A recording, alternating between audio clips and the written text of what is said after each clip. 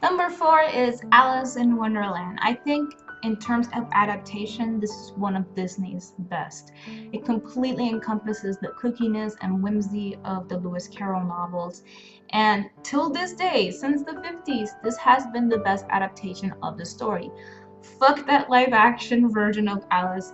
You are next. I'm going to review you someday because I hate you so much. But anyway, let's talk about the actually good Alice in Wonderland. I love this movie mainly because because of the style in terms of dialogue, characters, and atmosphere. A lot of the look of this movie was made by the concept artist Mary Blair, who happens to be one of my favorite concept artists of all time. She inspires me with her color palettes, and she basically made the look of Cinderella, Alice in Wonderland, and Peter Pan. All the movies that she put her stamp on, this is my favorite. Mainly because she breaks all the rules, like putting pitch black backgrounds and having all these colors that you think that they're gonna clash, but they don't. I just love it. I love every single part of this movie. I think it's extremely funny, one of the funniest Disney films ever. I also think it's pretty dark because it does get very somber and Alice goes through a lot of doubts, and there's a very sad scene where she starts crying, and that's because curiosity got the best of her. It also has one of the best Disney villains, the Queen of Hearts. She's such a big woman child. I love her, and her nonsense, her outlook on everything is just so insane that you can't help but love her. I also love the Mad Hatter and the March Hare, as well as the Cheshire Cat, because especially the Cheshire Cat, because the Cheshire Cat, you don't know if it's a villain or anything. I've seen him in Disney villain merchandise for some reason, but I've seen him in Disney hero merchandise too. That's just the magic of the Cheshire Cat. You don't know its intentions, and I think that's what makes the character so mysterious and so wacky. Now, there has been a version of this movie, a lost version of Alice in Wonderland in Disney, made this even darker. And it's one of my favorite lost pieces of media. I want to look for that, and I want to find it, and I want to see it. I know it's in the Disney vault. I want to get it. And I want to see what the original idea was because they say it's pretty intense. Number 3 is The Hunchback of Notre Dame. This movie is so strange to me because this is the only Disney movie of this list that I did not like as a child, but I absolutely fell in love with it as a teenager. It's so strange because there are many problems with this movie in terms of tone, and some of the characters, like the gargoyles, don't really fit in this movie, but the rest of it is so great, like masterpiece level.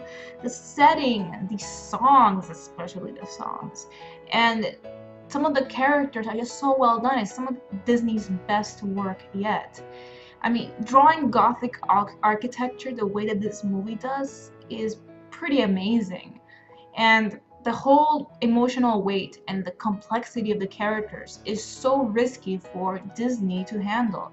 This is the first Disney movie for a long time since Fantasia, I think, where they cover the topic of religion and the corruption of religion, which is even more risky to discuss. The character of Claude Frollo is extremely complex and so fascinating to watch every single time. You notice things about him that I didn't notice as a kid. The fact that he lusted for Esmeralda, and Quasimodo is such a great hero, and the fact that he goes through doubts. He's not perfect. He thinks that gypsies are evil in the beginning, but he changes his mind when Esmeralda shows him that the world isn't so black and white like Claude Frollo taught him. It is just a really great underrated movie, and I think out of all the Disney Renaissance films, this one has the biggest risks, the darkest tone, and some of the most complexity in the characters. I think Bells of Notre Dame is one of the Disney's best animated musical sequences. Hellfire is one of the best Disney movie songs involving a villain. Like, there's so many best of Disney in this film that I can't help but put it here.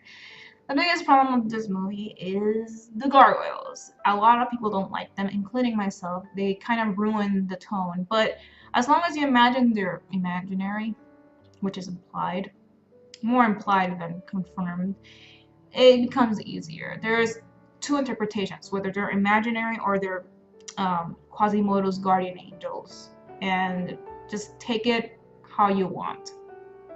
In the original novel, the gargoyles were supposed to represent the bell tower, which was also a character itself, between quotations. Now, another reason why a lot of people don't like this movie is because it's very different from the novel. But to that I asked, look, Disney has done this before with The Little Mermaid and with Aladdin. They completely changed the source material. That's what they do. Even in their earliest movies, Snow White, Sleeping Beauty, they take out all the dark elements. Sometimes they add new dark elements to it to make it more kid friendly, but that's what they did all this time, so I don't know why people act surprised. But this movie, when I saw it as a kid and then as a teenager where I gained an appreciation for it, did get me interested in the source material. And it did make me research what was the real story, and so in a way this movie did a good service to the book because it made some people curious about it.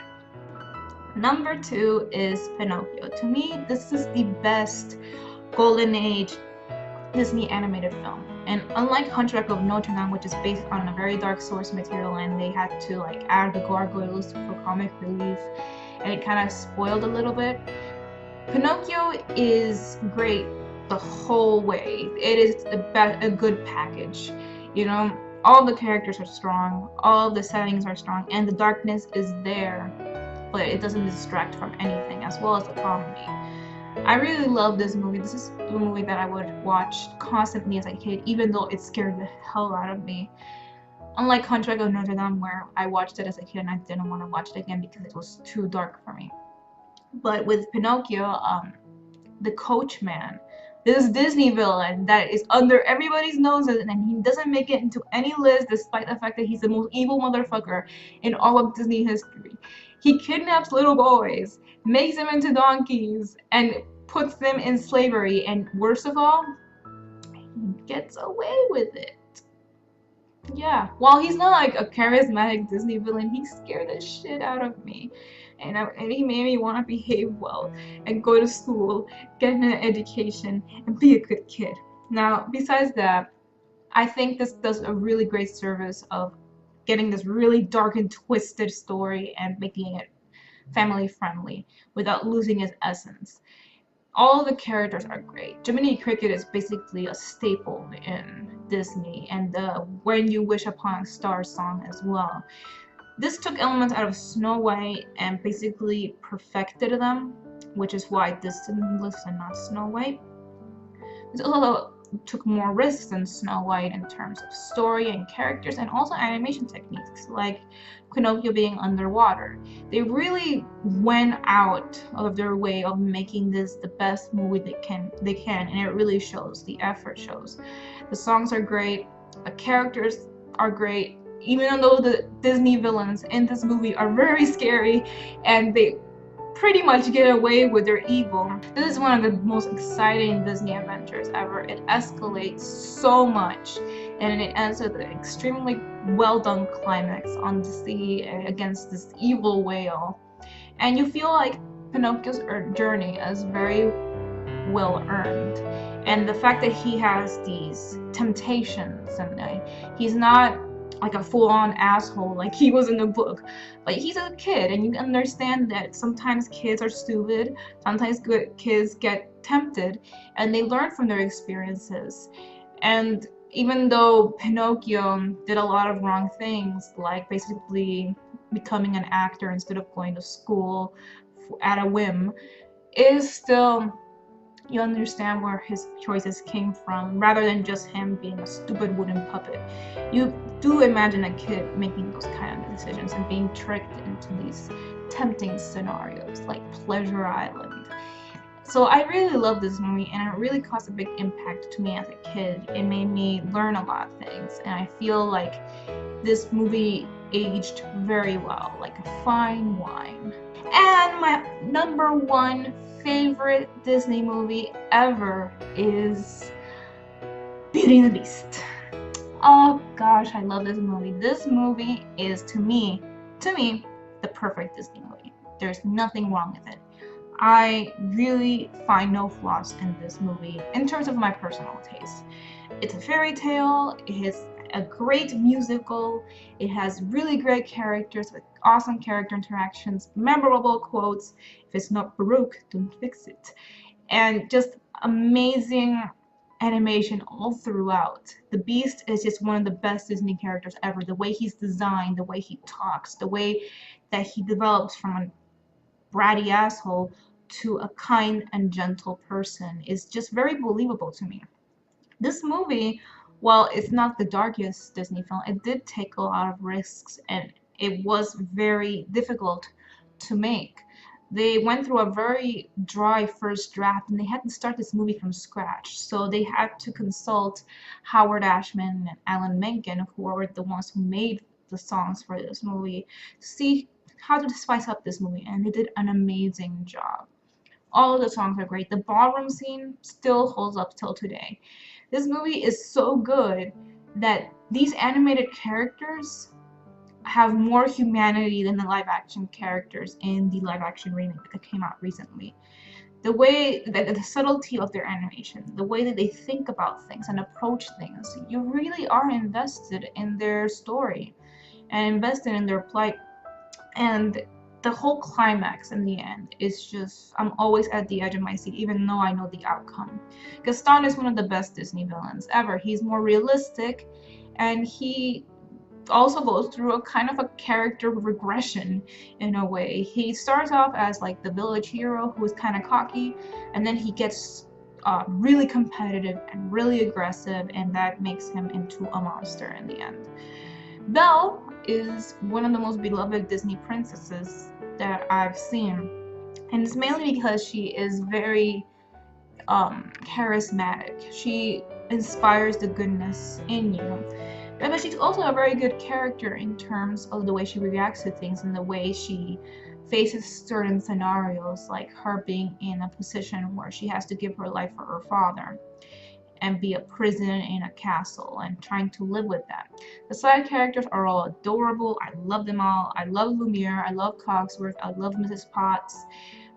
Usually I really hate little kid characters, but Chip, the teapot, the teacup, he's so cute, and he actually does something in the movie. He tries to help Belle in escaping that cellar with her dad. So in general, I think this Disney movie is the one that pulls out all of the Disney tropes, approaches them in a new way, and delivers something fresh and something timeless. And I have to mention, this is the first animated picture that got a Best Picture nomination in the Oscars. And that's for a reason. This movie is just so well put together. And it's a memorable experience from beginning to end. I love it to hell, and to me, it is my favorite Disney movie.